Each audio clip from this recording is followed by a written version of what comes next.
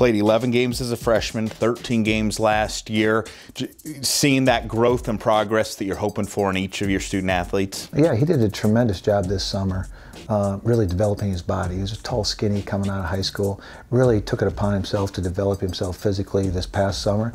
And now I think you'll start to see the production off that, the success come from that as he proceeds the rest of this season and the rest of his career. A lot of great student athletes here on the UNI football team. Here's a look at one of them, Jaylin James. Jaylin James enters his 4th season with UNI football as one of the top targets in the passing game. After 15 receptions as a redshirt freshman, Jaylin hauled in 33 catches last year as a sophomore, 3rd most on the team. Now in his junior season, Jaylin wants to continue improving by huge strides.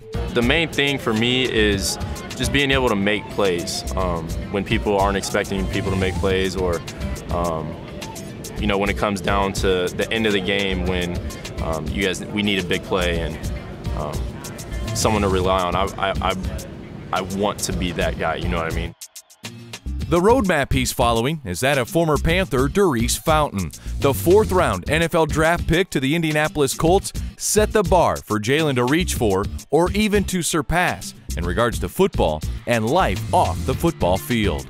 He actually was the first person to get me involved in Bible study, so without him being my mentor, I wouldn't be where I am today. So I've learned a lot from Darius on and off the field, but as far as on the field, you know, just every single rep he was taking, if I wasn't in with him, I was watching and making sure I could learn to see what he was doing and learn from him. So I've definitely learned a lot from him.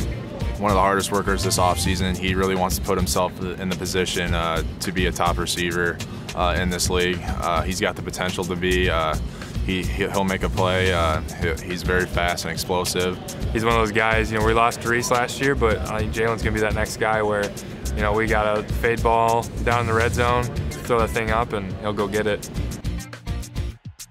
Perfecting his routes and studying the playbook are 2 ways Jaylin is able to separate himself this junior season. Tough receiver. The kid is smart. He can play any position. I mean, you throw him in, he's a X, goes Z, F, Y, he knows it. So, I mean, if someone goes down, throw him in there. He's versatile. He can navigate through the defense for routes that are going down the middle. As Jaylin follows the NFL examples that came before him at UNI, he knows he'll get lots of attention from each opposing defense. He also knows that in order for him to become the Panthers' go-to guy, he needs to do every little thing that he can to the very best of his ability on every play.